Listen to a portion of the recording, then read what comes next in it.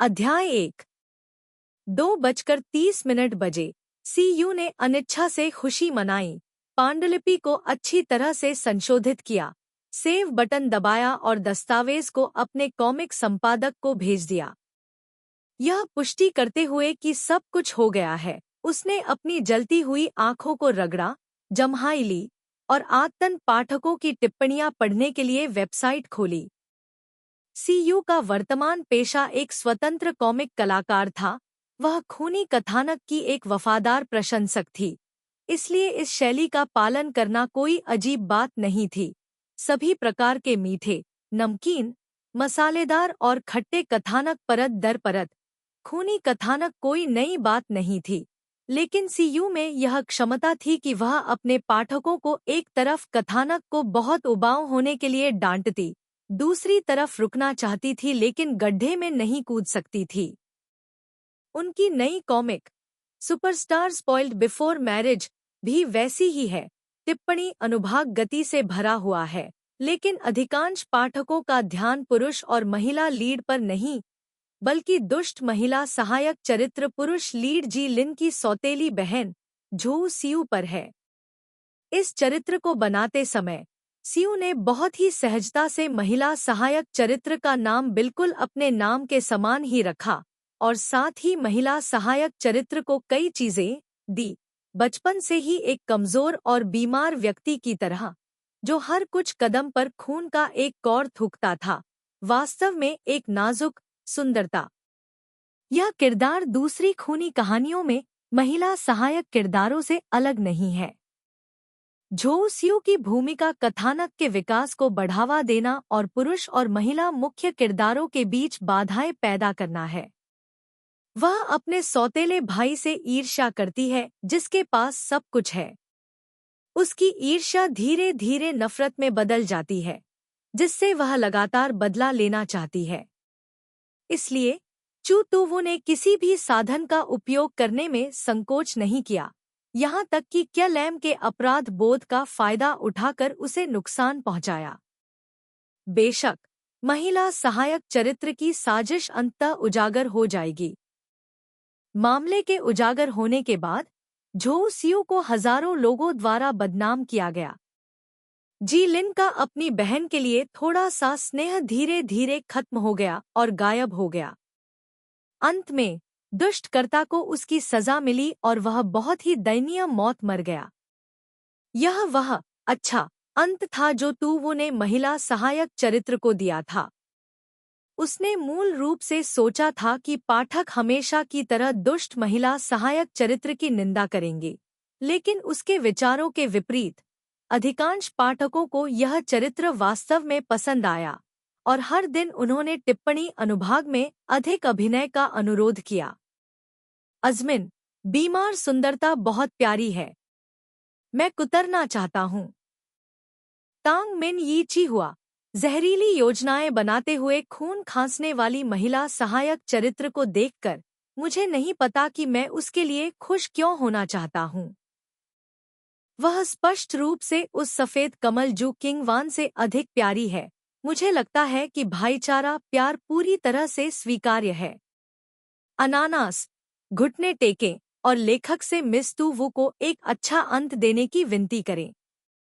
अगर तुमने तोप का चारा बनने की हिम्मत की, तो मैं तुम्हारे घर के नीचे पेड़ पर 3 मीटर सफेद रेशम जरूर लटका दूंगा। तुवू। आजकल पाठकों का स्वाद सचमुच भारी और भारी होता जा रहा है। तुवू ने जल्दी से सारी टिप्पणियां पढ़ ली, कुछ नहीं कहा और कंप्यूटर बंद कर दिया।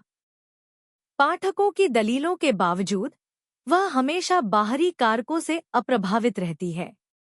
इसके अलावा अगर दुष्ट महिला सहायक चरित्र तोप का चारा नहीं होती, तो क्या यह कहानी अभी भी खूनी मानी जाती? सीयू ने खुशी से लाइट बंद कर दी और बिस्तर पर लेट गई। सोने से पहले सोचने लगी, अंत की घोषणा की प्रतीक्षा कर रही थी। पाठक महिला सहायक चरित्र का दुखद अंत देख रहे थे, यह नहीं जानते हुए कि वे कैसे प्रतिक्रिया देंगे।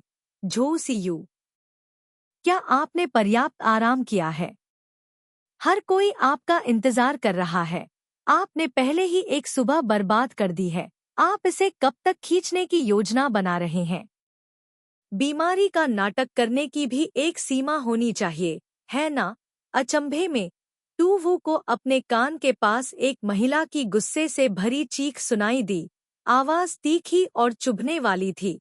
उसने भौहें सिकोड़ी, धीरे से अपनी आंखें खोलीं और देखा कि एक अजीब महिला उसके सामने खड़ी थी और उसे नीचे देख रही थी। उसकी अभिव्यक्ति बहुत बदसूरत थी। तू वो को जागता देख। महिला ने ठंडी सांस ली और अधीरता से आदेश दिया, जल्दी करो और अपना मेकअप करो। शिक्षक त्रुओंग सियू ने केवल एक दिन के लिए शूटिंग की योजना बनाई है। यदि आप आज पत्रिका कवर की शूटिंग पूरी नहीं करते हैं, तो क्षतिपूर्ति के लिए पैसे लाने की तैयारी करें। यह सुनकर तू वो एकदम से दंग रह गई। यहाँ क्या हो रहा है? क्या वह घर पर सो नहीं रही थी? इससे पहले कि वह कुछ समझ पाती, दो लोग वहां आए और एक हाथ से उसे ऊपर खींच लिया। तुवो को घसीटकर बगल के मेकअप रूम में ले जाया गया। जब तक वह संभली, वह व्यक्ति मेकअप कुर्सी पर बैठ चुका था। आईने के सामने तुवो ने अंततः अपना वर्तमान रूप देखा। आईने में एक बेहद खूबसूरत और नाजुक चेहरा दिखाई दे रहा था। हालांकि वह खूबसूरत थी, लेकिन यह अफसोस की बात थी कि उसका रंग बेहद पीला था। उसकी आंखों के कोने और भौहों के सिरे सभी बीमार से लग रहे थे, जैसे कि चीनी मिट्टी का एक नाजुक लेकिन नाजुक टुकड़ा जो हल्के से छूने पर टूट सकता था। यह व्यक्ति वह नहीं थी। तू वो पर बिजली गिर गई। हालांकि वह घर पर रहना पसंद करती थी और बहुत अस्वस्थ थी, लेकिन वह निश्चित रूप से इतनी कमजोर नहीं थी, जैसे कि वह किसी भी क्षण टूट सकती थी। इस समय स्टाइलिस्ट जो उसके बालों को ठीक करने में उसकी मदद कर रही थी, ने मुस्कुराते हुए कहा, मिस चू, आप वास्तव में हमारी पत्रिका की थीम के लिए सबसे उपयुक्त हैं। आपको बहुत अधिक मेकअप की आवश्यकता नहीं है और आप बिना मेकअप के भी बहुत अच्छी लगती हैं। प्रधान संपादक की नजरें वाकई बहुत अच्छी हैं। बहन लिन्हा, क्या मैं सही कह रहा हूँ?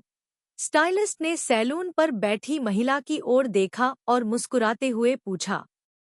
तू वो को एहसास हुआ कि यह वही व्यक्ति था जिसने अभी अभी उसे छेड़ा था और उकसाया था।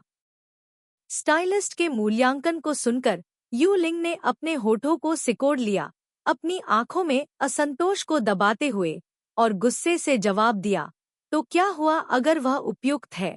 वह दुनिया की एकमात्र मॉडल नहीं है।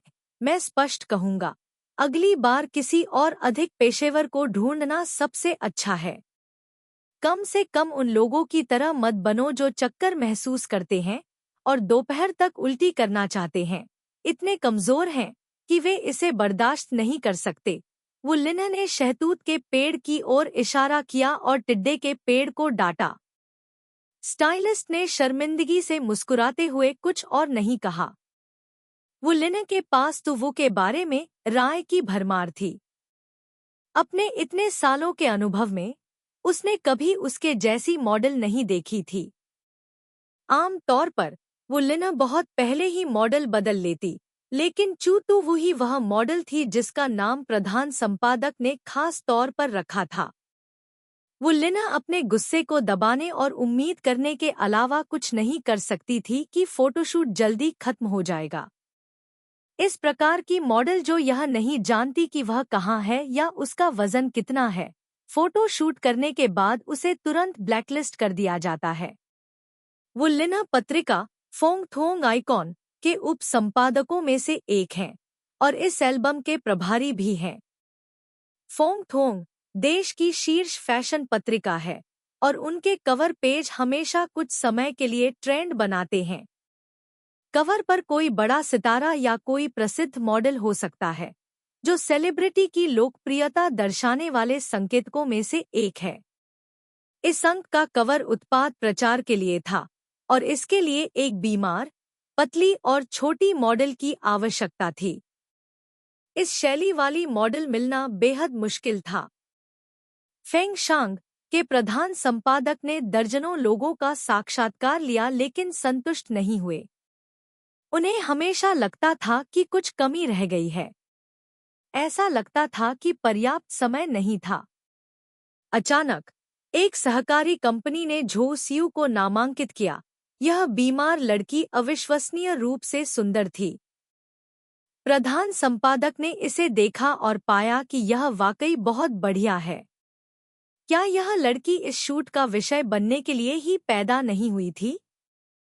इस तथ्य पर कोई ध्यान न देते हुए कि चू तू सिर्फ एक नई, कम ज्ञात मॉडल थी, उन्होंने एक अनुबंध पर हस्ताक्षर किए और उसे इस अंक का कवर मॉडल नियुक्त किया।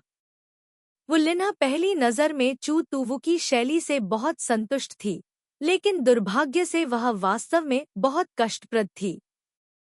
यह कष्टप्रद बात सिर्फ यह नहीं थी कि वह किसी से टकरा रही थी और सहयोग नहीं कर रही थी, बल्कि यह कि वह छोटी छोटी बातों पर बेहोश हो जाती थी।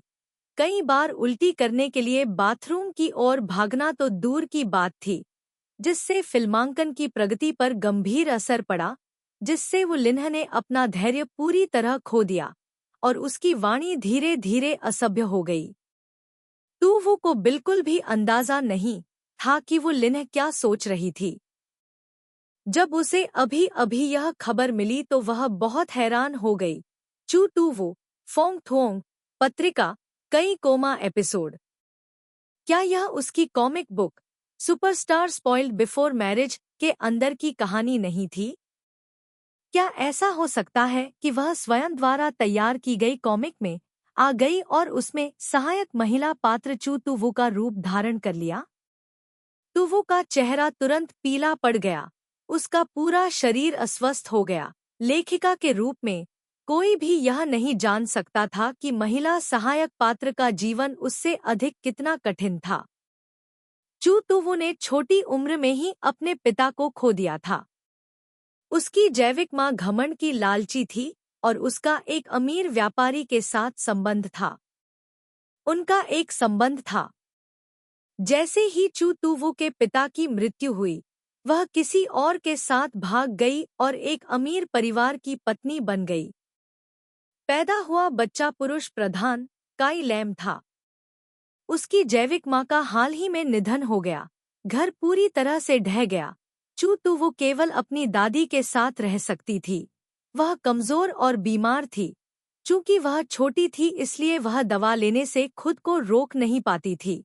लेकिन कौन सी दवा मुफ्त होती है?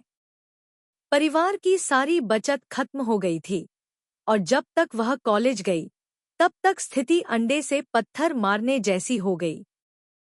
हालांकि कॉमिक में चू तूवू एक क्रूर और निर्दयी महिला है, लेकिन वह अपनी दादी के प्रति बहुत ही दयालु है। वह नहीं चाहती कि उसकी दादी उसके बारे में चिंता करे, इसलिए वह एक फैक्ट्री में काम करने की योजना बनाती है। लेकिन उसका शरीर बहुत कमजोर था। फैक्ट्री वाले उसे स्वीकार नहीं करना चाहते थे। उन्हें डर था कि कहीं कुछ अनपेक्षित न हो जाए। बाद में एक मॉडलिंग कंपनी ने उसका चेहरा देखा और उसे मॉडल के तौर पर काम करने के लिए आमंत्रित किया। झो सियू को तुरंत पैसे की जरूरत थी, इसलिए वह मान गई। कुछ समय बाद ही उन्हें फेंग शांग के कवर फोटोशूट के लिए निमंत्रण मिला। यह उनके जीवन का एक महत्वपूर्ण मोड़ था। इस फोटोशूट के कारण ही उनकी मुलाकात पहली बार अपने छोटे भाई जी लिन से हुई। वो घबरा गई, लेकिन कुछ और भी अराजक था। जब वह बिना सोचे समझे आईने में खुद को देख रही थी, तो उसे अचानक एहसास हुआ कि स्टाइलिस्ट के सिर के ऊपर एक गुलाबी रोशनी हल्की सी दिखाई दे रही थी। वो चौंक गई और अनजाने में इशारा करके पूछा, आपके सिर पर? स्टाइलिस्ट ने आईने की ओर देखा, लेकिन कुछ भी असामान्य नहीं देखा, बिल्कुल भी नहीं। स्टाइलिस्ट की उलझन भरी सूरत देखकर तूवू को पता चल गया कि वह देख नहीं सकती, इसलिए उसने मुड़कर वो लिन्हा की ओर देखा, जिसके सिर के ऊपर भी ऐसी ही गुलाबी रोशनी थी, बस थोड़ी गहरी। तूवू ने वो लिन्हा से कुछ विचलित भाव से पूछा, लेकिन बदले में अधीरता दिखाई दी, तुम फिर क्या करना चाहते हो? तू वो आज्ञाकारी रूप से चुप रही। अच्छा, वह समझ गई। वे चीजें निश्चित रूप से कोई भ्रम नहीं थी। केवल वह ही उन्हें देख सकती थी। उसका मेकअप खत्म करने के बाद वो लिन्ह उसे स्टूडियो ले गई। रास्ते में तू वो की आंखों में सबके सिर रोशनी से चमक रहे थे, लेकिन वे सभी बेहोश थे। जब उसने ध्यान केंद्रित किया, तभी प्रकाश दिखाई दिया। तू वो थोड़ा उलझन में थी, शायद इसलिए क्योंकि उसने एक कॉमिक बुक में प्रवेश किया था, जिसने अंतर पैदा किया, लेकिन उसके सिर के ऊपर कुछ भी क्यों नहीं था। तू वो घबरा गई और वो लिन्ह ने उसे स्टूडियो में धकेल दिया। यह दृश्य जंगल जैसा था। वह अभी अभी दृढ़ खड़ी हुई थी और उसे समझ नहीं आ रहा था कि क्या करे। तभी उसने अपने पीछे से किसी को चिल्लाते हुए सुना, तुम वहां हो, समय का फायदा उठाओ और फूलों की झाड़ियों पर लेट जाओ। जब तुम मरने वाली हो तो तुम्हें अपनी सुंदरता दिखाने की जरूरत है, ठीक है? जैसे तुमने अभी बेहोश होने पर जो भाव दिखाया था। तू वो ने यह सुना और उसके मुंह का कोना फड़क उठा। उसने देखा कि फोटोग्राफर एक अधेड़ उम्र का आदमी था। उसकी रोशनी यहाँ मौजूद सभी लोगों में सबसे गहरे रंग की थी। तू वो को यह बिल्कुल समझ में नहीं आया कि मृत्यु के क्षण में सौंदर्य क्या होता है, लेकिन उसी छत के नीचे वह आज्ञाकारी ढंग से जमीन पर गिर पड़ी। उसके अंग अकड़ गए। बिल्कुल नहीं, बिल्कुल नहीं। यह भावना गलत है। फोटोग्राफर झांग चाओ ने कई ट्रॉफियां पकड़ी, सख्त पूर्णता के साथ। बस थोड़ी सी भी असंतोष को वापस ले लिया जाएगा। उसने भौहें सिकोड़ी, फूलों की झाड़ी में तनावग्रस्त लड़की की ओर देखा और दहाड़ते हुए कहा, आराम करो।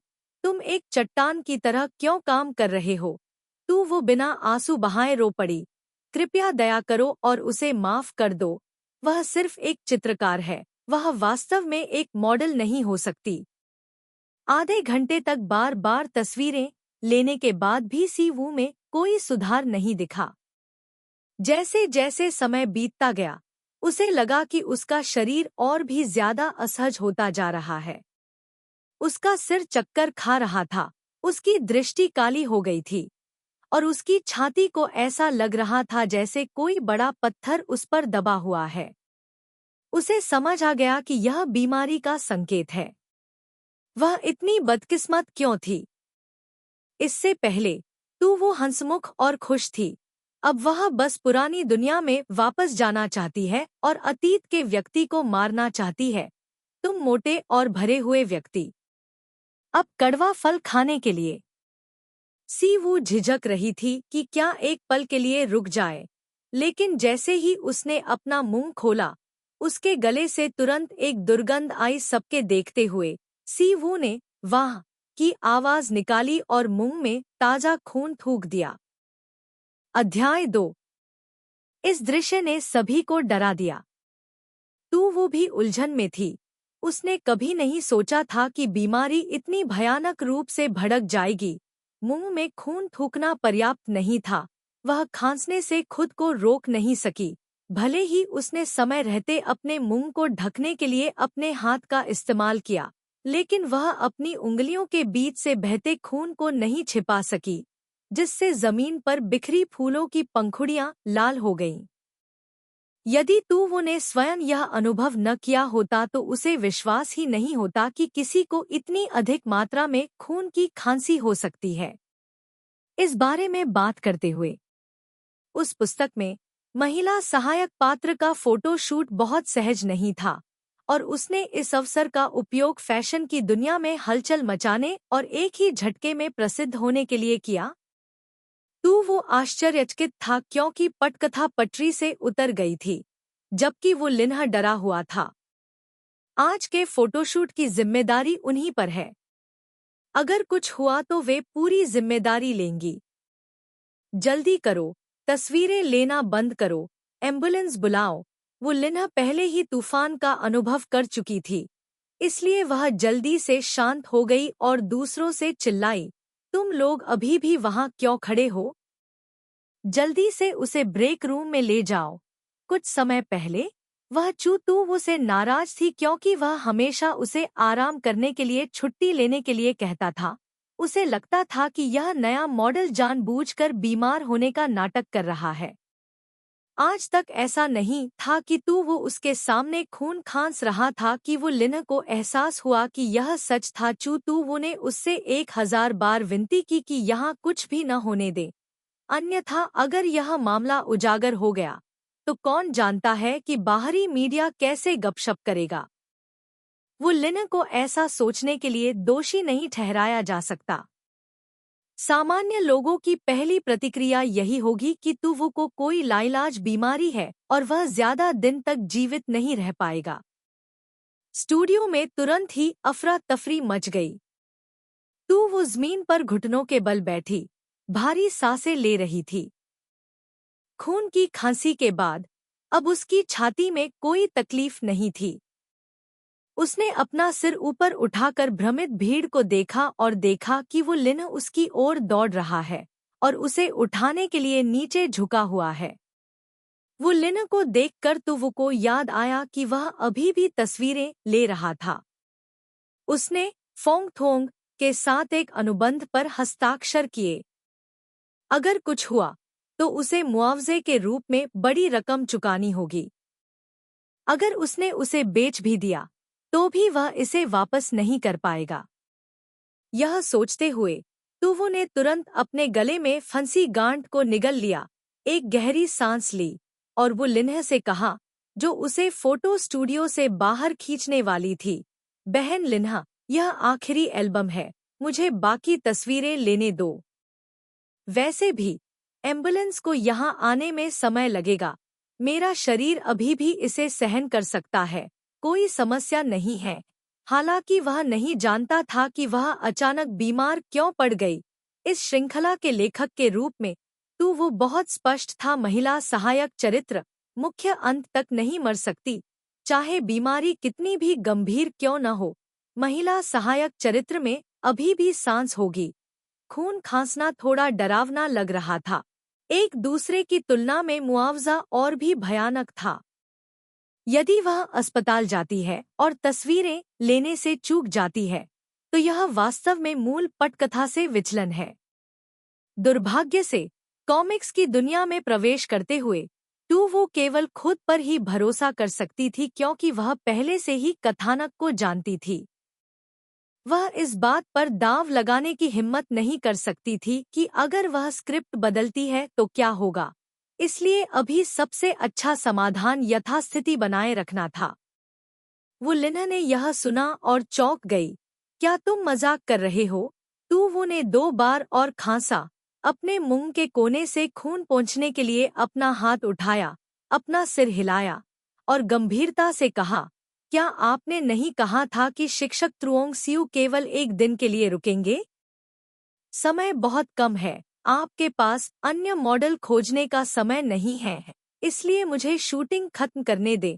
बोलना समाप्त करने के बाद वो लिन्ह की आपत्ति की प्रतीक्षा किए बिना वो फूलों के बिस्तर पर लेट गया, उस फूल को पकड़े हुए जो अभी अभी खून से लाल हो गया था। त्रुओंग सियू ने जो अभी अभी सिखाया था उसे याद करते हुए उसने पंखुड़ी को अपने मुंह के पास लाया और उसे हल्के से चूमा। खून से सना हुआ पंखुड़ी उसके पीले सफेद होठों से रगड़ा। वह हल्का सा लाल होना बहुत चौंकाने वाला था, क्योंकि उसने अभी अभी बहुत सारा खून खो दिया था। वो का चेहरा अब पीले कागज की तरह हो गया था, उसके पूरे शरीर से एक कमजोर आभा निकल रही थी। उसने अपनी आंखें बंद कर लीं, एक विलो शाखा की तरह जो किसी भी क्षण तेज हवा से टूट सकती थी। यह वह सुंदरता थी जो मरने वाली थी। यह दृश्य देखकर त्रुओंग सियू बहुत खुश हुआ। उसने वो लिन की ओर देखा और चिल्लाया, रास्ते से हट जाओ। फिर उसने कैमरे को घूरते हुए एक के बाद एक कई तस्वीरें लीं, इस पल को कैद करने की पूरी कोशिश की। अरे! वो लिन पर त्रुओंग सियू ने चिल्लाया, अनजाने में कुछ कदम पीछे हट गई। थोड़ी देर बाद फिर से प्रतिक्रिया की, लगभग खुद को रोक नहीं सकी, लेकिन किसी को शाप देना चाहती थी। मॉडल अविश्वसनीय है, तो फोटोग्राफर भी क्यों हंगामा कर रहा है? क्या अब ऐसा करने का समय आ गया है? अपने काम पर ध्यान केंद्रित करते हुए त्रुओंग सियू ने वु लिन की बदसूरत अभिव्यक्ति को पूरी तरह से नजरअंदाज कर दिया। हाँ, हाँ, यही एहसास है। बहुत बढ़िया। त्रुओंग सियू ने उत्साह से अपने होंठ चाटे, लगातार शूटिंग का कोण बदलते रहे। हालांकि उन्होंने कहा कि वे एक ऐसी सुंदरी को दिखाना चाहते थे जो मौत के करीब हो, लेकिन यह कल्पना करना बहुत ही अमूर्त था। उनके सामने जो मॉडल थी, वह अपनी बीमार पीली सूरत से लेकर अपनी कमजोर सांसों तक हर चीज में एकदम सही थी। उसके कपड़ों पर लगे खून के धब्बे भी सजावट के लिए बिल्कुल सही थे। इसके बाद उसकी गर्दन बाईं और थोड़ी झुकी हुई है। न केवल झांग चाओ, बल्कि अभी भी भ्रमित कर्मचारी सभी लड़की को ध्यान से देख रहे थे। आधे घंटे पहले उसके अंग स्पष्ट रूप से अकड़ गए थे और वह यह भी नहीं जानती थी कि कैसे पोज देना है, लेकिन अब वह पूरी तरह से दृश्य में घुल-मिल गई थी।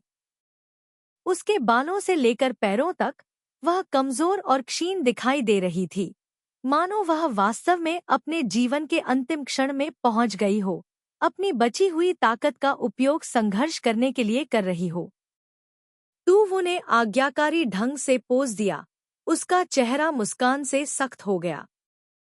कुछ ही देर बाद वह फिर से खांसने से खुद को नहीं रोक पाई, उसकी भौहें सिकुड़ गईं, वह बेहद दयनीय दिख रही थी। त्रुओंग सियू ने कुछ और तस्वीरें ली। वो लिन एक तरफ खड़ी थी, उसे समझ में नहीं आ रहा था कि क्या करे, और उसे लोगों के एक समूह ने धक्का देकर दूर कर दिया। वह अभी खड़ी ही थी कि दरवाजे के बाहर से आवाज आई, एक तरफ हटो, स्ट्रेचर यहाँ है। आखिरकार एम्बुलेंस आ गई। तूवू को स्ट्रेचर पर ले जाते देख वो लिन ने राहत की सांस ली। हालांकि एल्बम योजना के अनुसार पूरा हो गया था, लेकिन उसे चिंता थी कि तूवू को कुछ हो जाएगा और इसमें कंपनी शामिल होगी। ठीक है, वह अस्पताल गई ताकि देख सके कि स्थिति क्या है, और कंपनी को भी समझाने का मौका मिलेगा। चूंकि उसे अभी भी घटना के बाद की स्थिति से निपटने के लिए पीछे रहना था, इसलिए वो लिन ने अपने सहायक को एम्बुलेंस का पीछा करने का निर्देश दिया। इस स्टूडियो में लगभग आधे लोग वापस आ चुके थे, जबकि बहुत से लोग अगले दरवाजे वाले स्टूडियो से बाहर आ रहे थे। बाहर का शोर सुनकर वो लिन ने ध्यान भटकाते हुए इधर-उधर देखा और उसकी नजर आगे चल रहे युवक पर रुक गई। काई लैम, तुम यहाँ क्यों हो? क्या तुमने तस्वीरें ले ली हैं? वो लिन ने तुरंत मुस्कुराते हुए प्रश्न का स्वागत किया। वह युवक अभी वयस्क हुआ था, पंक रॉक स्टाइल के कपड़े पहने हुए था और उसके पास बहुत सारे खनकते हुए धातु के गहने थे। हालांकि इस तरह के कपड़े पहनने का तरीका थोड़ा कठोर था, लेकिन यह एक युवा व्यक्ति के स्वभाव को नहीं छिपा सका। उसकी लंबी पलकें कांप रही थी और उसके सुंदर चेहरे पर मुस्कान थी। वह थोड़ा लापरवाह लग रहा था, लेकिन उसके शब्द बेहद परिपक्व थे। बहन लिन्हा, मैंने अभी किसी को एम्बुलेंस बुलाते हुए सुना। क्या हुआ? शायद सभी महिलाओं के लिए ऐसे पुरुष छात्र को मना करना बेहद मुश्किल था। वो लिन ने अपने दिल में आह भरी और इतने सारे वफादार प्रशंसकों के लिए जी लिन को दोषी ठहराया। उसका चेहरा नरम हो गया जब उसने समझाया, यह कुछ भी नहीं है। यह सिर्फ इतना है कि कवर मॉडल ने अचानक खून की उल्टी की और उसे ले जाया गया। वो लिन अभी भी कुछ और वाक्य शिकायत करना चाहता था, लेकिन काई लेम की अभिव्यक्ति पहले से ही बेहद भद्दी हो गई थी। खून खांस रहे हो? हाँ, हाँ, सभी चौंक गए। एक मिनट रुको, तुम कहाँ जा रहे हो? वो लिन ने अभी बोलना समाप्त भी नहीं किया था कि उसने देखा कि काई लैम उदास चेहरे के साथ बाहर चली गई और हवा के झोंके की तरह उसकी नजरों से ओझल हो गई। अस्पताल के कमरे। जैसा कि अपेक्षित था, एक बार तुवो की गहन जांच की गई, अस्पताल को कारण का पता नहीं चल सका। यह देखते हुए कि तुवो की शारीरिक स्थिति स्थिर हो गई थी, वे केवल दवा लिख सकते थे और उसे कुछ समय के लिए आराम करने के लिए कह सकते थे। तुवो को लगा कि बेशक वह इसे नहीं खोज सकती, आखिरकार वह, लेखिका, नहीं जानती कि महिला सहायक पात्र को क्या बीमारी है। संक्षेप में, वह इसका इलाज नहीं कर सकती थी। जब तक वह मर नहीं जाती, तब तक सब ठीक था। अस्पताल ने उसे आगे की निगरानी के लिए अस्पताल में रहने के लिए कहा, लेकिन तुवो ने विनम्रता से मना कर दिया। वो लिन्ह के सहायक ने उसे वापस उसके कमरे में पहुंचाया और कहा, मिस चू, कंपनी आपके चिकित्सा व्यय का भुगतान करने में आपकी मदद करेगी। अगर कोई समस्या होगी, तो हम आपसे फिर से संपर्क करेंगे। निश्चिंत रहें और ठीक हो जाए। मैं अब आपको परेशान नहीं करूंगा। सहायक बहुत जल्दी चला गया। अपने कमरे में वापस आकर तुवो ने आराम किया। सौभाग्य से, महिला सहायक चरित्र का व्यक्तित्व अजीब था और उसका स्वास्थ्य भी ठीक नहीं था। वह किसी भी सामाजिक गतिविधियों में भाग नहीं लेती थी। अपनी दादी के अलावा उसका कोई करीबी दोस्त नहीं था, इसलिए उसे उजागर होने की चिंता करने की जरूरत नहीं थी। सबसे महत्वपूर्ण बात यह है कि फोटो खींचो और सबको बेवकूफ बनाओ। तुवो समझ गई थी कि मूल पटकथा के अनुसार तुवो एक मॉडल के रूप में मनोरंजन उद्योग में प्रवेश करेगी और पुरुष और महिला लीड के साथ उलझ जाएगी। लेकिन आज तस्वीरें लेना कितना दर्दनाक था, यह सोचकर वह कांप उठी। उसे अकेला छोड़ दो, वह केवल घर पर रहने के लिए ही उपयुक्त है। बड़ा स्टार होने का क्या मतलब है? वह वास्तव में ऐसा नहीं कर सकती। यह सिर्फ इतना है कि महिला सहायक चरित्र ने कंपनी के साथ एक अनुबंध पर हस्ताक्षर किए हैं। इसे निश्चित रूप से आसानी से नहीं तोड़ा जा सकता है। अगर उसे मुआवजा देना है, तो यकीनन अब उसे जिस चीज की सबसे ज्यादा जरूरत है, वह है पैसा। दवा खरीदने से लेकर अपनी आजादी वापस पाने तक, वह जल्दी से जल्दी पैसा कमाने के लिए प्रेरित थी। तुवो ने अपने दोनों नाजुक हाथों को देखने के लिए अपना सिर नीचे किया। अचानक उसे ज्ञान हुआ, यह सही है। वह कैसे भूल सकती है? उसका पुराना पेशा एक हास्य कलाकार था। अपने पिछले जीवन में उसने कई प्रसिद्ध श्रृंखलाएं प्रकाशित की थीं। उसने उन्हें इस दुनिया में स्थानांतरित क्यों नहीं किया? जितना ज्यादा उसने इस बारे में सोचा, यह उतना ही उचित लगा। तुवो ने तुरंत अपना कंप्यूटर चालू किया और ऑनलाइन जाकर कोई उपयुक्त वेबसाइट या पत्रिकाएं ढूंढने लगी। इसके अलावा उसे पहले ही भुगतान करना था। उसे वाकई पैसों की जरूरत थी। सावधानीपूर्वक विचार करने के बाद तुवो ने अंततः पेंटिंग एंड राइटिंग नामक एक वेबसाइट चुनने का फैसला किया। कुछ समय तक खोज करने के बाद सीयू को पता चला कि इस दुनिया में बहुत सारी टेक्स्ट स्टोरीज चल रही हैं, लेकिन बहुत कम कॉमिक आर्टिस्ट हैं। पिक्चर्स एंड वर्ड्स देश की अग्रणी कॉमिक वेबसाइट थी। हालांकि इसे स्थापित हुए ज्यादा समय नहीं हुआ था, लेकिन सीयू को लगा कि इसे एक बड़ी कंपनी का समर्थन प्राप्त है। यह सोचना मुश्किल नहीं था जब तक यह कॉमिक आर्टिस्ट्स का अच्छा समर्थन करता रहेगा, पिक्चर्स एंड वर्ड्स जल्द ही लोकप्रिय हो जाएगा। उपचार बेहद अच्छा है। शुरुआती चरण, नए कलाकारों की भर्ती की तत्काल आवश्यकता, पेंटिंग और सुलेख, निस्संदेह सीयू के लिए सबसे उपयुक्त जगह है। उसने पंजीकरण करवाने में जल्दबाजी नहीं की, बल्कि पेंटिंग के लिए जरूरी उपकरण खरीदने के लिए ऑनलाइन गई। चुनने के बाद उसने अपने बैंक कार्ड में बची हुई राशि देखी और पाया कि उसमें ज्यादा पैसे नहीं बचे थे। उसे इतना दुख हुआ कि वह सांस नहीं ले पा रही थी।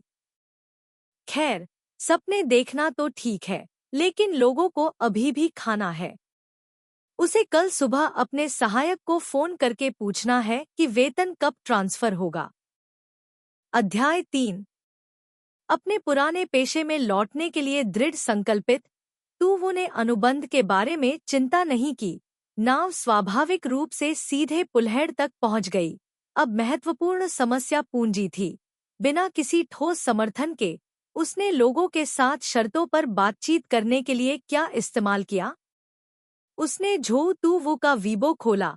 एक हॉट कलाकार के रूप में अपने पिछले जीवन में तुवु प्रशंसकों के प्रभाव को बहुत अच्छी तरह से समझती थी।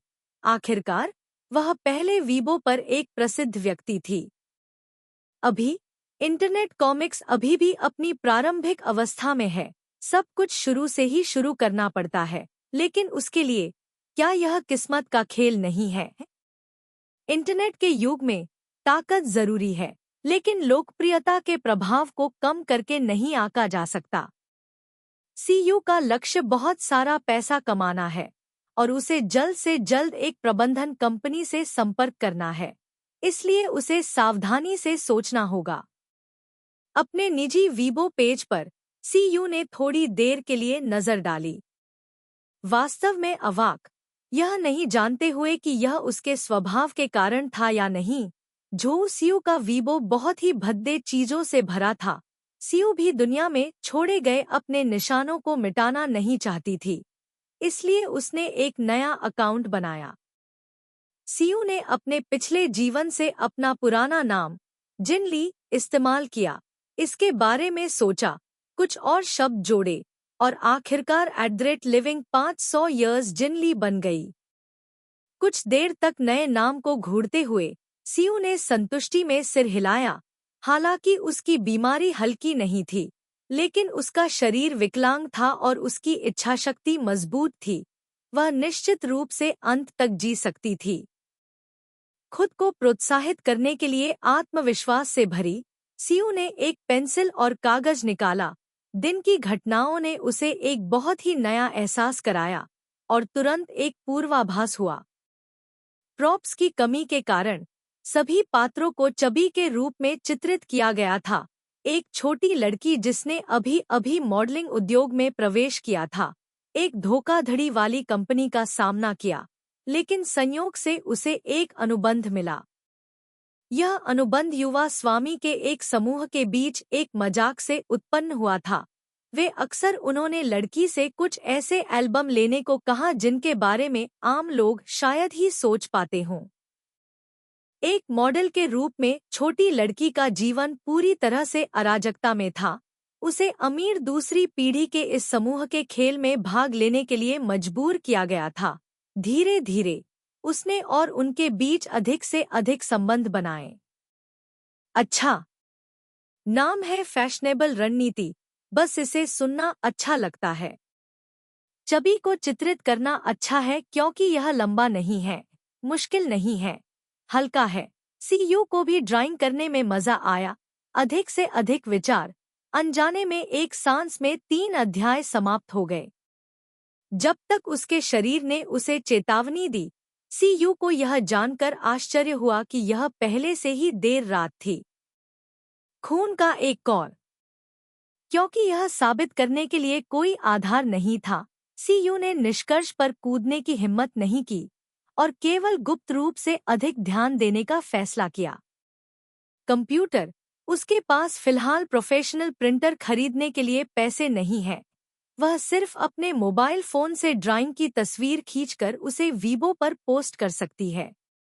यह सोचते हुए उसने पोस्ट में पेंटिंग और सुलेख टैग किया। इस अकाउंट पर सिर्फ 1000 फॉलोअर्स हैं। जाहिर है कि इसे अभी कुछ समय पहले ही बनाया गया है। सीयू का मानना है वे उसे जरूर देख पाएंगे। इस तरफ सीयू पहले ही सो चुकी है।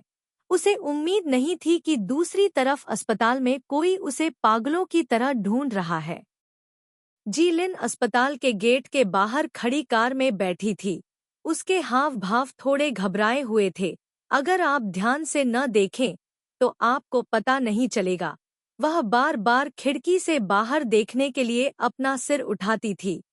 जब उसने असिस्टेंट जियाओ को अस्पताल से धीरे धीरे भागते हुए देखा तो उसकी आंखें अचानक चमक उठीं।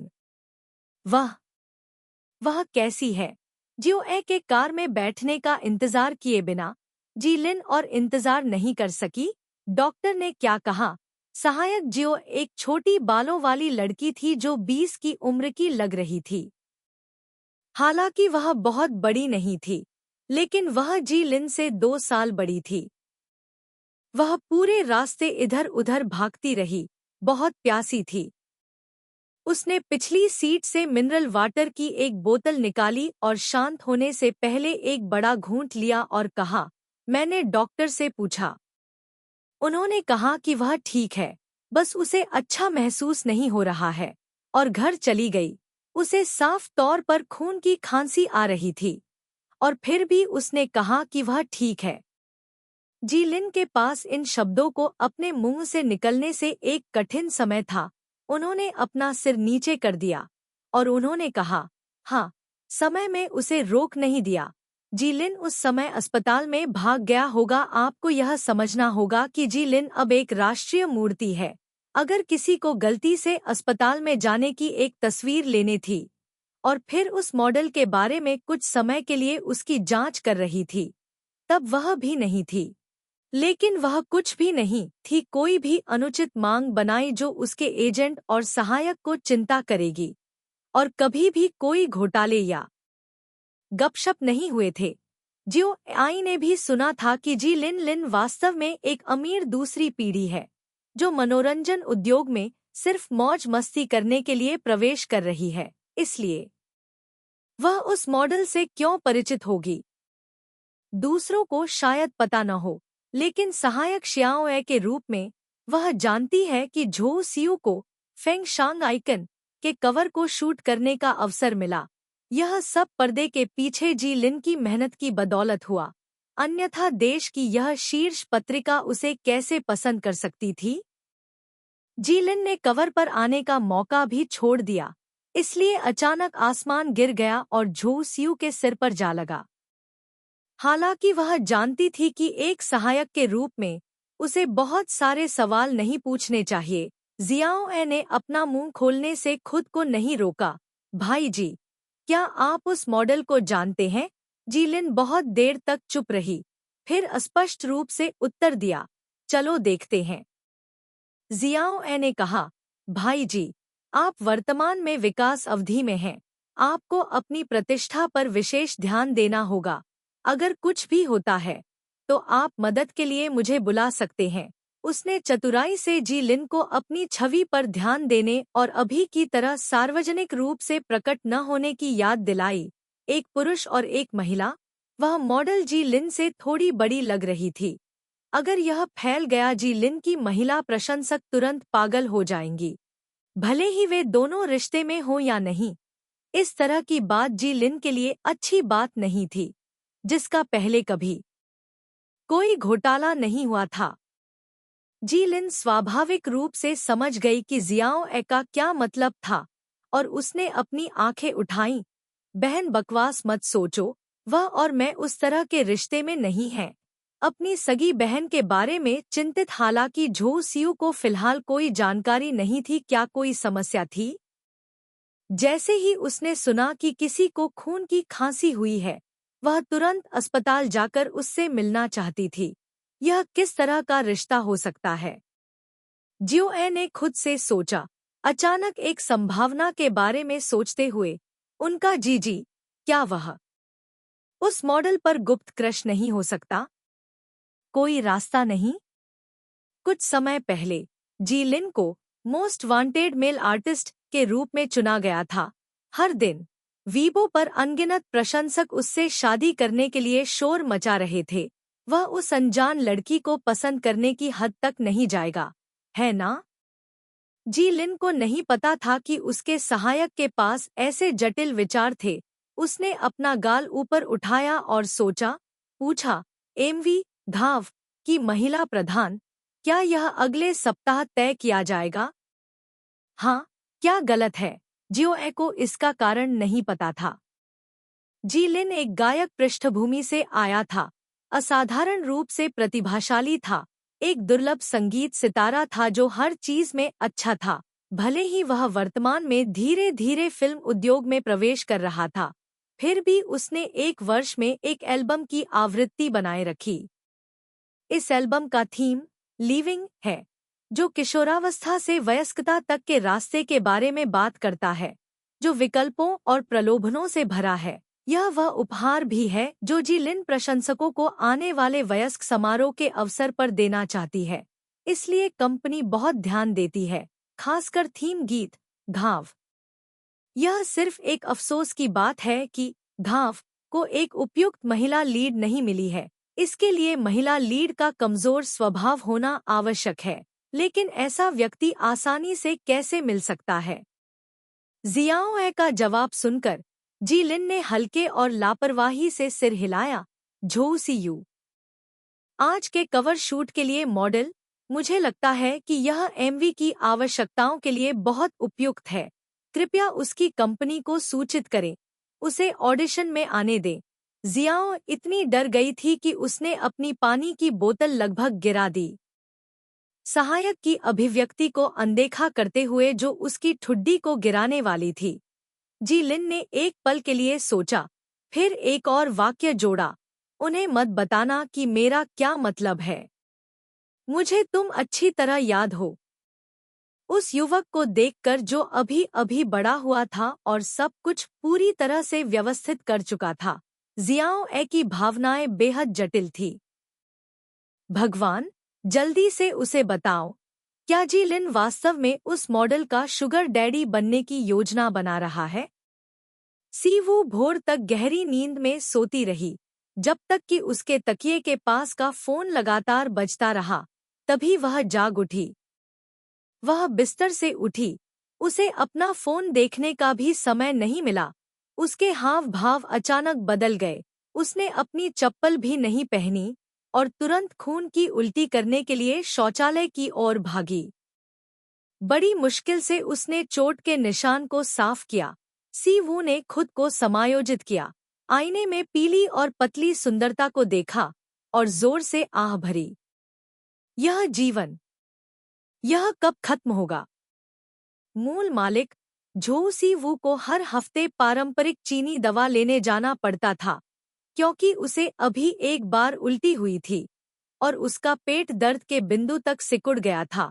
सीवू चिंतित थी। पुरानी बीमारी के फिर से उभरने का इंतजार करते हुए जल्दी से चूल्हा जलाया, दवा का एक पैकेट निकाला, थोड़ा पानी डाला और चूल्हे पर उबाला, फिर धीरे से बेडरूम में लौटी, फोन उठाया कि वास्तव में क्या हुआ। नतीजतन जैसे ही उसने फोन चालू किया, पलक झपकते ही ढेर सारे नोटिफिकेशन पॉप अप हो गए, जिससे उसका पुराना फोन लगभग टूट गया। सीयू ने वीबो में लॉग इन किया, पाया कि अकाउंट पर कई लोग टैग और कमेंट कर रहे थे। उसने एक बार इसे सरसरी तौर पर देखा और तभी उसे पता चला कि कल रात जब वह सो गई थी, तो पिक्चर्स एंड वर्ड्स के आधिकारिक वीबो ने उसका strategy of the times share किया था। फिर बड़े वी से कुछ और शेयर हुए, इसलिए उसका वीबो रातों रात फट गया।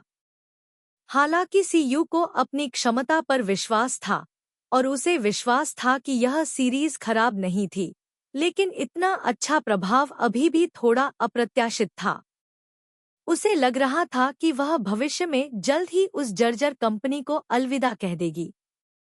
एक मरीज के रूप में भावनाओं को उत्तेजित नहीं किया जा सकता है।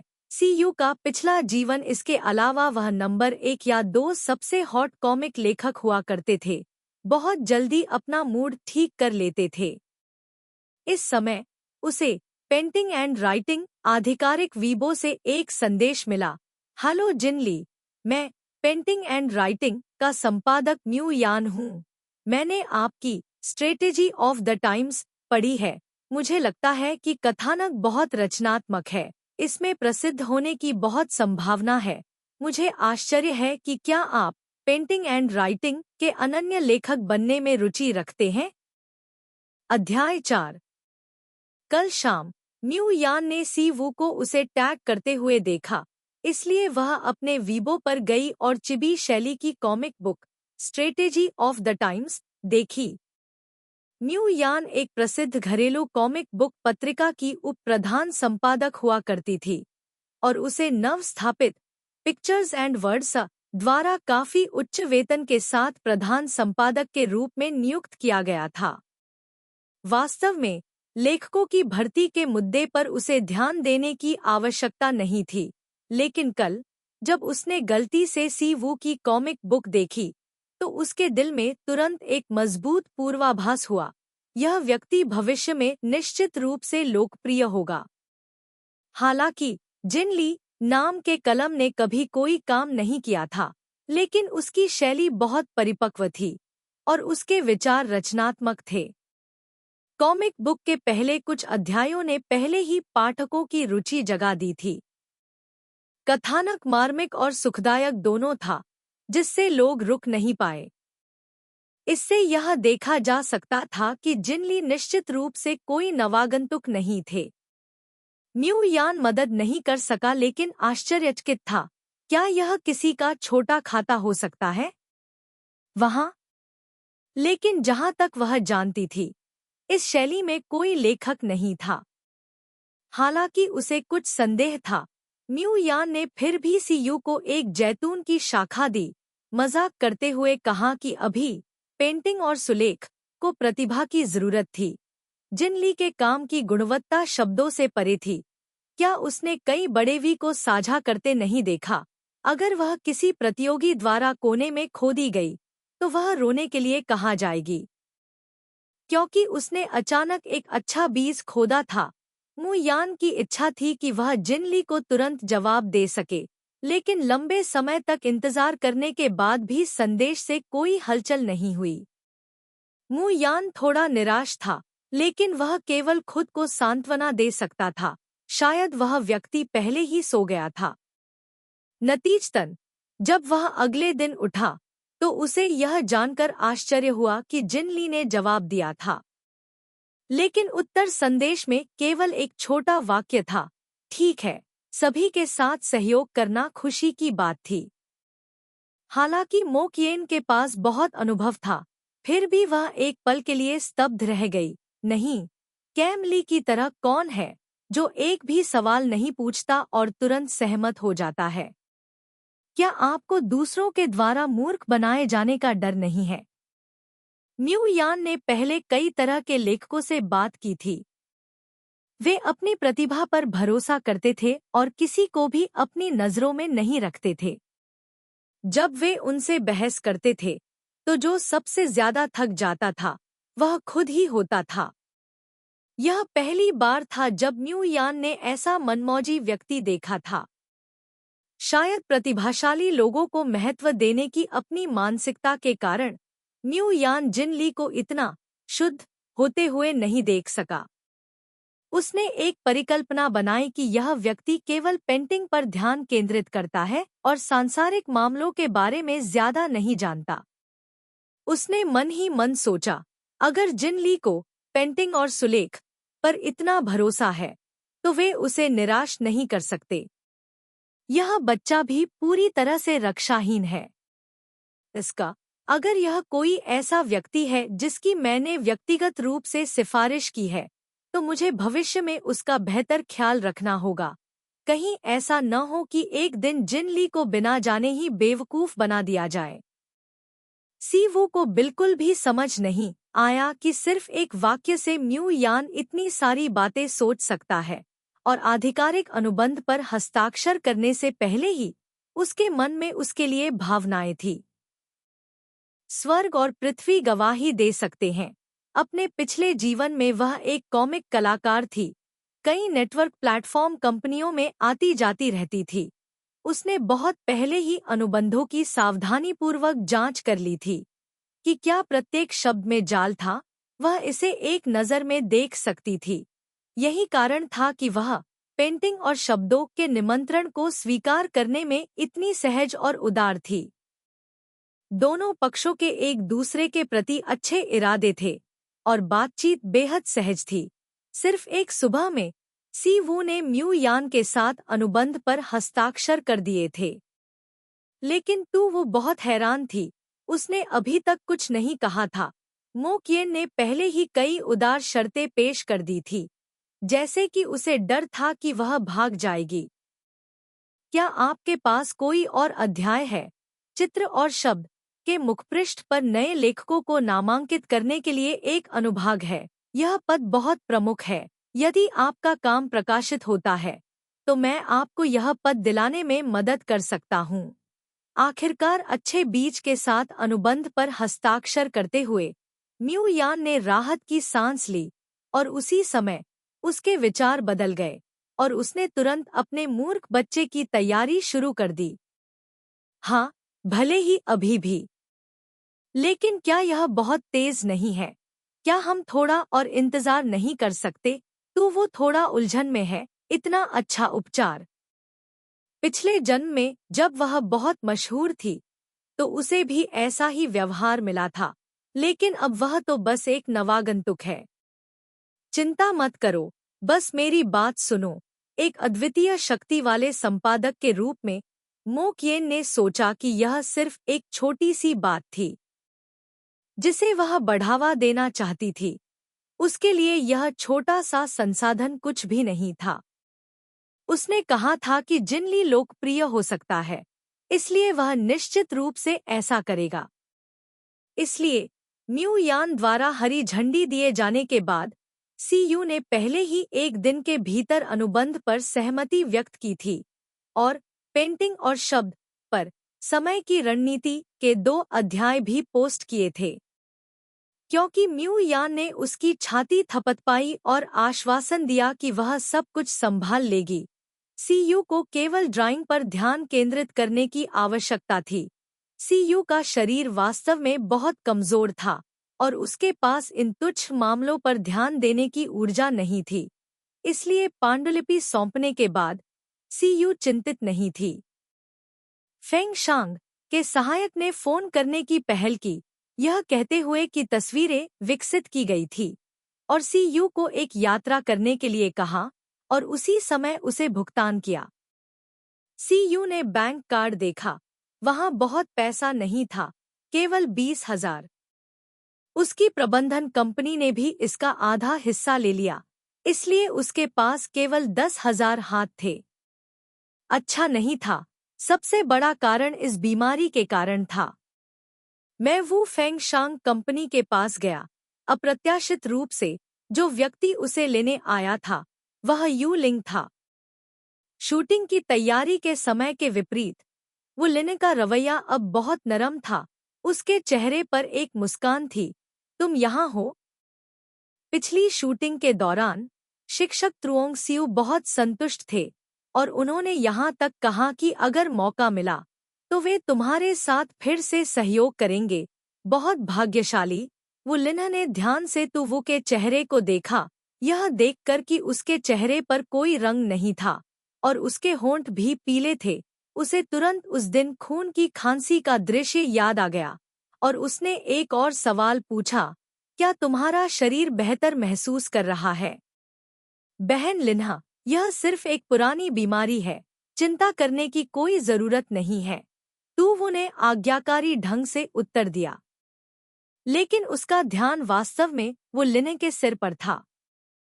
पिछली बार जब वे पहली बार मिले थे, सीवू को याद आया कि उसके सिर के ऊपर की रोशनी एक हल्के गुलाबी रंग की रोशनी थी, लेकिन आज इसकी जगह काले कोहरे की बूंदों ने ले ली थी। यू लिंग अभी भी बेहोश थी। सीवू ने सोचा कि यह गंदा है, इसलिए जब यू लिंग कुछ लेने के लिए मुड़ी तो उसने अपना हाथ दूर कर लिया। अप्रत्याशित रूप से जिस क्षण उसका हाथ काले कोहरे की उस बूंद को छूता है, उसके दिमाग में एक छवि उभरती है। एक भीड़ भरी सड़क, एक छोटी लड़की जो एक बैकपैक के साथ है, एक अनियंत्रित कार से टकरा जाती है और उड़ जाती है, अंत में जमीन पर रुक जाती है। खून बह रहा है, आंखें फोकस से बाहर हैं, लोग घबराए हुए हैं, और उस छोटी लड़की का चेहरा वास्तव में 7 या 8 भागों में यू लिंग जैसा दिखता था। छोटा दृश्य जो फूलों को देखने के लिए घोड़े की सवारी करने जैसा लग रहा था, सीवू के दिमाग में कौंध गया और गायब हो गया। जब उसे होश आया तो वह चौंक गई। वह क्या था? भविष्य। वो ओस की बूंदें वो लिन के सिर के ऊपर थी। वो सिर्फ तभी दिखी जब उसने उन्हें छुआ। क्या इसका वो लिन से कोई संबंध हो सकता है, जिसका मतलब है कि वो लिन या उसके रिश्तेदारों के साथ कुछ होने वाला है? तूवू ने अपनी आंखें बंद की और सांस छोड़ते हुए धीरे धीरे अपने दिल को शांत किया, जो हिंसक रूप से धड़क रहा था। अचानक इस खूनी दृश्य को देखकर वो वाकई इसे बर्दाश्त नहीं कर सकी। वो लिना पहले तो उसे कुछ और बताना चाहती थी, लेकिन जब उसने अपना सिर घुमाया और उसे इस तरह देखा तो वो डर गई। तुम्हें क्या हो गया है? फिर से बीमार मत पड़ना। कोई बात नहीं। मुझे अचानक थोड़ी असहजता महसूस हो रही है। इसमें चिंता की कोई बात नहीं है। वो ने झिझकते हुए फिर भी वो लिन्हा की ओर देखा। पूछा, बहन लिन्हा, आपकी एक बेटी है ना? वो लिन्हा आश्चर्यचकित हुई। हाँ। उसे अजीब लगा। वह आमतौर पर काम और निजी जीवन के बीच स्पष्ट अंतर रखती थी। कभी भी अपने परिवार का जिक्र नहीं करती थी। तुवु को कैसे पता चला? तुवु ने फिर पूछा। प्राथमिक विद्यालय। वो लिन्हा ने सिर हिलाया। इस साल ही छठी कक्षा में प्रवेश लिया है। तुवु के विचारशील चेहरे को देखकर वह खुद को रोक नहीं पाई और बोली, तुम क्यों पूछ रहे हो? मैंने तो यूं ही पूछ लिया। मैंने पहले किसी से इस बारे में बात करते सुना था। तुवु ने शांतिपूर्वक विषय छोड़ दिया। वह इस समय 70% निश्चित थी कि वीडियो में दिखाई देने वाली छोटी लड़की संभवतः यू लिंग की बेटी थी। तो क्या इसका मतलब यह था कि यू लिंग की बेटी के साथ कोई दुर्घटना होगी? सीयू थोड़ा हिचकिचाई। हालांकि वह इस श्रृंखला की लेखिका थी, लेकिन वह केवल मुख्य चरित्र के भाग्य को जानती थी। जहां तक यू लिंग की बात है, एक ऐसा चरित्र जो केवल एक बार दिखाई दिया, वह भी अपने जीवन पथ को नहीं जानती थी।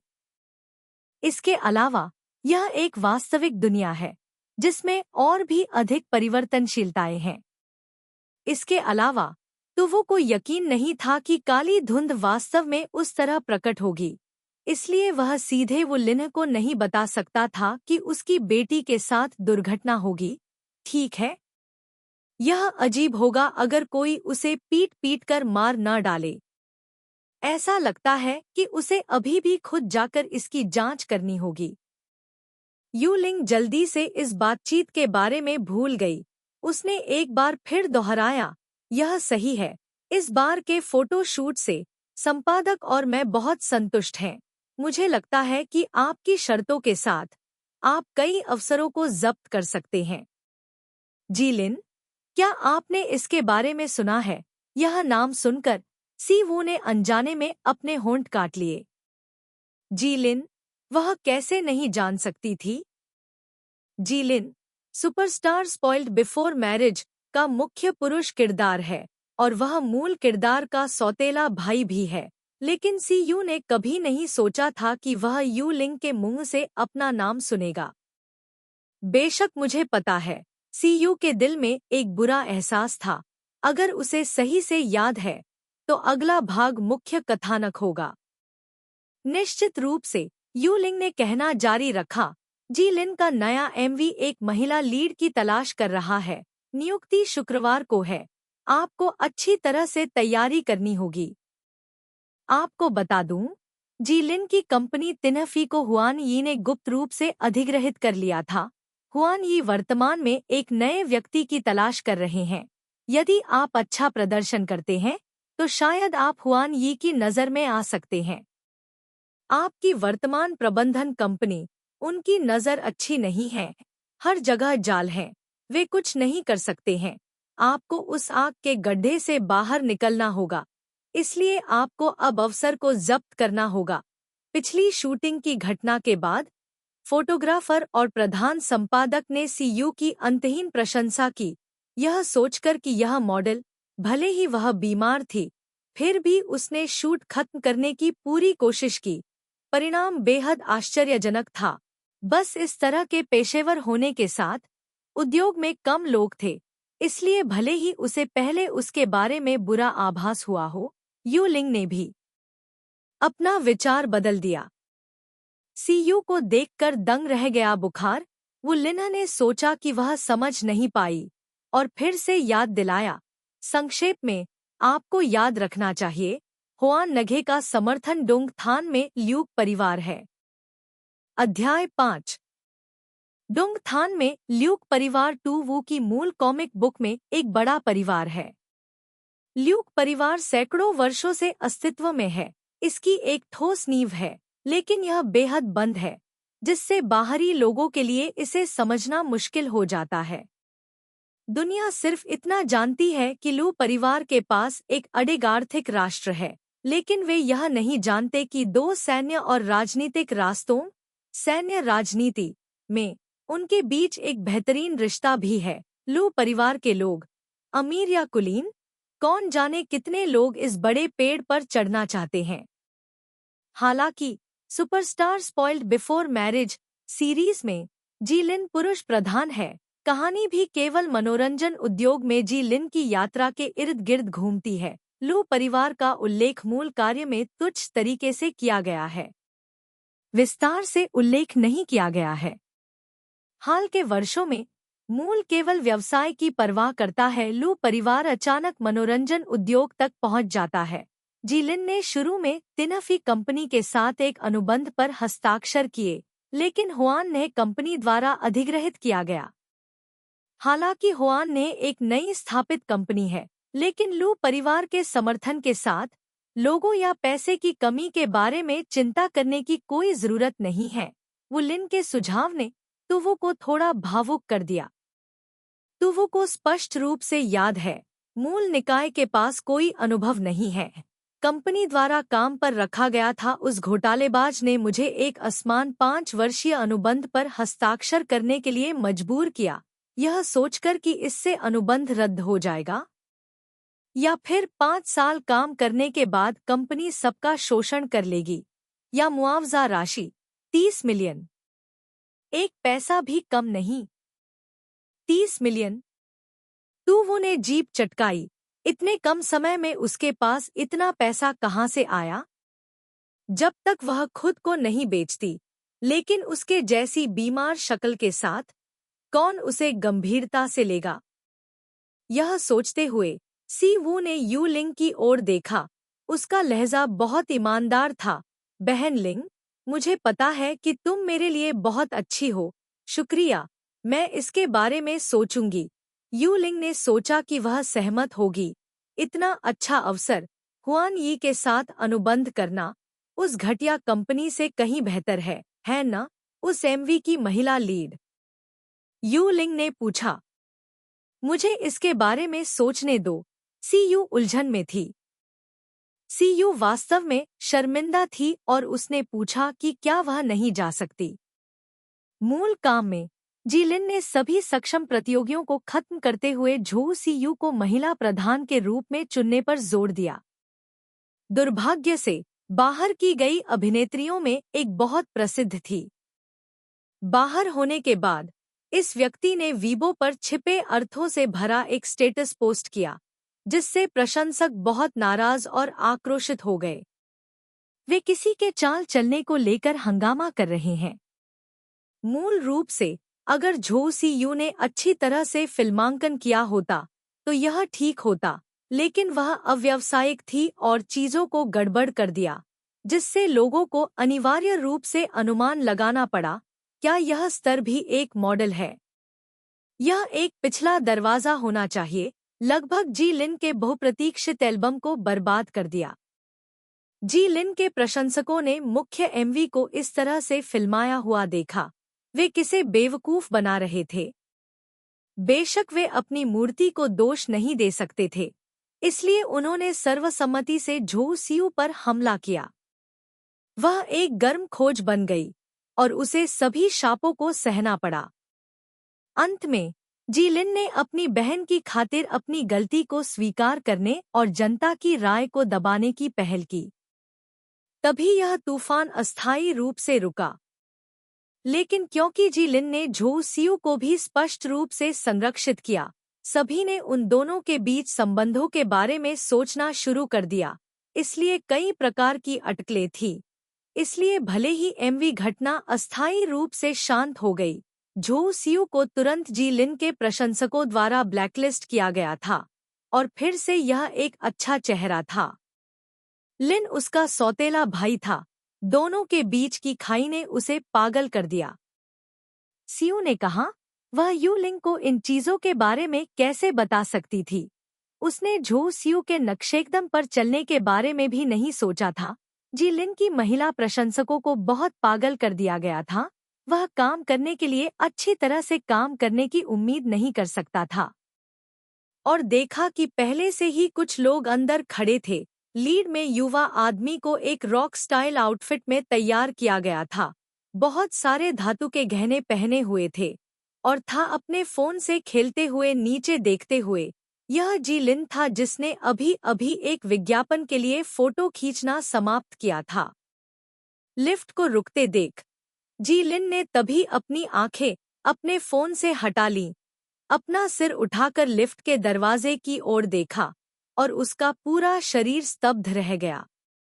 सी वू ने जी लिन की जानकारी को देखा। स्वाभाविक रूप से उसे पता चल गया कि वह कौन है। जी लिन की अभिव्यक्ति को देखकर जैसे कि उसने कोई भूत देखा हो, उसने एक कदम पीछे हटने की पहल की, उन्हें पहले नीचे जाने का संकेत दिया। वह अगली बारी का इंतजार कर सकती थी। नहीं, यह कुछ भी नहीं है, जी लिन ने पहले बोला। दरवाजा खोलने का बटन दबाया। जैसे ही उसके मुंह से शब्द निकले, उसने महसूस किया कि वह इतना चिंतित था कि वह हकलाने लगा, जल्दी से खांसने लगा। उसकी आंखें जमीन पर नीचे देखने लगी और वह कहता रहा, अंदर आ जाओ, वैसे भी बहुत लोग नहीं हैं।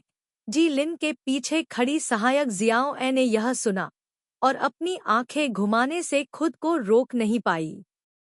ऐसा मत सोचो कि उसने जी लिन की नाचती हुई आवाज नहीं सुनी। यह सिर्फ एक मीटिंग है, क्या इतना असभ्य होने की जरूरत है? जियोह को एक असहाय माँ की तरह महसूस हुआ, जो अपने बेटे को देख रही थी, जिसने उसे बड़ी मेहनत से बड़ा किया था और अब वह सुंदरता से मोहित हो गया है। जी लिन को जिद करते देख सी वू ने दिखावा नहीं किया और स्वतंत्र रूप से और उदारता से उसे धन्यवाद दिया। अपने पैर ऊपर उठाकर अंदर आया। जी लिन की तुलना में, जो हमेशा चुपके से झांकता रहता था, सी वू बहुत शांत था। जी लिन को उसका बनाया हुआ बेटा माना जाता था। उसे सही मायने में देख पाने में क्या बुराई थी? हालांकि सी वू को नहीं पता था कि इस समय जी लिन का दिल पहले से ही उथल-पुथल में था। यह उसकी बड़ी बहन थी। उसने उसे बचपन से कभी नहीं देखा था और जी परिवार के एक केयरटेकर की वजह से ही उसके अस्तित्व के बारे में पता चला था। जी लिन पहले तो खुद को रोक पाया, केवल अपने बगल में बैठे व्यक्ति को देखने की हिम्मत की, लेकिन बाद में उसने खुलकर देखा। उसकी नज़र लगभग सी वू के चेहरे पर चिपक गई। उसे लगा कि उसका रंग इतना पीला था। क्या वह ठीक से खा नहीं रही थी या उसे ठीक से नींद नहीं आ रही थी? क्या उसकी बीमारी गंभीर है?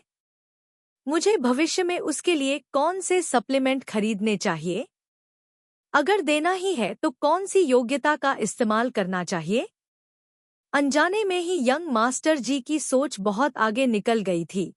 उन्होंने 5 साल में अपनी बहन को स्वस्थ करने की योजना बना ली थी। जी लिन को बहुत ज्यादा सोचने के लिए दोष मत दो। पिछली बार जब सी वू ने खून की खांसी की थी, तो वह पहले ही डर गया था।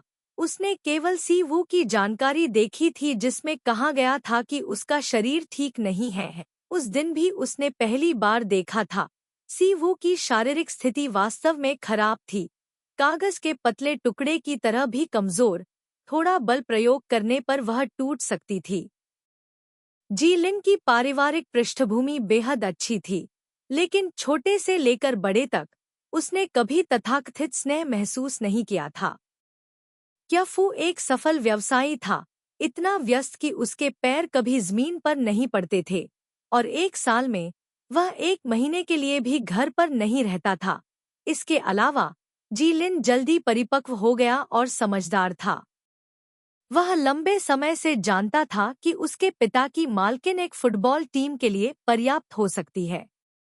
उसके पिता की नाजायज संतान के प्रकट न होने और उसकी स्थिति हिलने का कारण यह था कि जी के पिता को अपने स्वास्थ्य की समस्या थी। उनके जीवन में केवल एक बेटा था। अपनी मां के बारे में बात करते हुए जीलिन ने व्यंग्यात्मक ढंग से मुस्कुराया। यह कहना होगा कि उसकी और सी वू की मां एक अच्छी पत्नी थी, लेकिन एक अच्छी मां नहीं थी। उसने एक अमीर परिवार में शादी करना अपना आजीवन लक्ष्य बना लिया और अपनी बेटी को छोड़ने में भी संकोच नहीं किया। अपने गर्भ में पल रहे बच्चे के लिए धन्यवाद जिसने उसकी इच्छा पूरी की थी। उसने तुरंत इस उपकरण को छोड़ दिया, पूरे दिन सभी प्रकार की पार्टियों में भाग लिया, लगभग कभी घर नहीं लौटी। जी लिन को शिक्षित करना तो दूर की बात है, यह एक नानी का काम था। उसे परिवार का सदस्य कहना बस ऐसा ही था। इसलिए कोई नहीं जानता था कि जी लिन कितनी खुश थी जब उसे पता चला कि उसकी एक जैविक बड़ी बहन है। अपने सपनों में वह चाहता था कि कोई उसकी थोड़ी परवाह करे, ज्यादा नहीं, बस उसके साथ हवा जैसा व्यवहार न करे। इतनी छोटी सी मांग जो उसके माता पिता कभी पूरी नहीं कर पाए थे। यह सोचते हुए जी लिन की आंखें धुंधली हो गईं, लेकिन जब उसने सी वू को देखा तो वे फिर से चमक उठीं। जी लिन ने यू लिन को यह कहते हुए सुना था कि सी वू बीमार होने के बावजूद शूटिंग पूरी करने की पूरी कोशिश कर रही थी। उसे थोड़ा गर्व था, वे वाकई बहनें थीं। काम के प्रति उनका रवैया दोनों ही गंभीर था। इस तरह सी वू उसे निश्चित रूप से अपना छोटा भाई मानेगी। युवा मास्टर जी को नहीं पता था कि उसे अपना आत्मविश्वास कहाँ से मिला। उसने अपने दिल में सिर हिलाया। जी लिन की बेहद गर्म निगाहों को सहते हुए सी वू को अचानक अपनी रीढ़ की हड्डी में ठंडक महसूस हुई और वह अनजाने में कांप उठी। हालांकि यह हरकत बहुत बहुत छोटी थी, लेकिन यह जी लिन की नज़र से कैसे बच सकती थी। एक पल में सी वू ने अपने सिर के ऊपर एक काली छाया महसूस की, एक चमड़े की जैकेट जिसमें अभी भी उसके मालिक की गर्मी थी, उसे पहना दी गई थी। सी वू ने आश्चर्य में अपना सिर उठाया और देखा कि इस साथी ने अपना हाथ वापस ले लिया था, अपनी आंखें नीची कर ली थी और बहुत गंभीर दिख रहा था। सी वू को देखते हुए युवा मास्टर जी के मुंह का कोना सिकुड़ गया, लेकिन उसका मुंह अभी भी ठंडा लग रहा था। अगर तुम्हें ठंड लग रही है तो कुछ और कपड़े पहन लो, यह तुम्हारे लिए है। इसे वापस करने की कोई जरूरत नहीं है। तू वो अभी गर्मी बहुत है, वह बहुत हॉट है। इस समय लिफ्ट पहले ही ऊपरी मंजिल पर पहुंच चुकी थी। दरवाजा अभी अभी खुला था। जी लिन कुछ छिपाना चाहता था और जल्दी से बाहर चला गया, बिना पीछे मुड़े। उसने अपना हाथ सी वू की ओर बढ़ाया। उसका आसन बहुत ही मुक्त और सहज था। अगर कोई उसके चलने के तरीके को नीचे देखता तो ऐसा लगता। उसके पीछे सी वू थोड़ा चिंतित था। यह बच्चा, क्या यह बेवकूफ नहीं है? जैसे ही वह सी वू की नजरों से ओझल हुआ, जी लिन खुद को जोर से हंसने से नहीं रोक सका। उसके बगल में जियोए ने पूरी यात्रा देखी और धीमी आवाज में पूछा, जी जी, क्या तुम्हें पता है कि तुम अभी कैसे दिख रहे हो? जी लिन ने अपना संयम वापस पाया और पूछा, कैसे? जियोए ने कहा, एक मोर की तरह जो लोगों के सामने अपने पंख फैलाना चाहता है लेकिन खुद को छिपाने की कोशिश करता रहता है। जी लिन, निंग जियोए, तुम्हें एक और आधे साल का वेतन नहीं चाहिए, है न?